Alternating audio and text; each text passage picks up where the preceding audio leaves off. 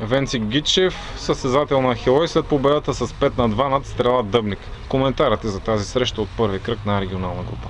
Става един хубав матч. Приятен, хубаво време, събраха се доста зрители. Матчът имаше заряд, защото момчетата от... Как бяха? Стрела Дъбник. Стрела Дъбник. Ти дори забрави срещу кого играхте. Да, влязаха тая година и бяха амбицирани да постигнат нещо. Но нашия отбор с повече опит, по-опитни футболисти имаме.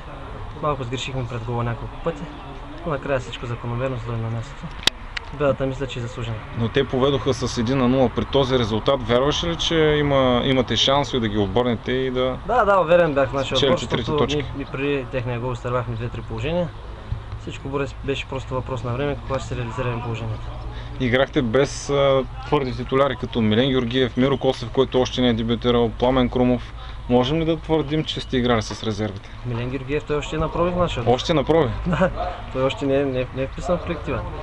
Трябва 1-2 седмици за адаптация, да видим дали ще се впише, как ще се играе. Според теб имате ли шансове за титлата този сезон?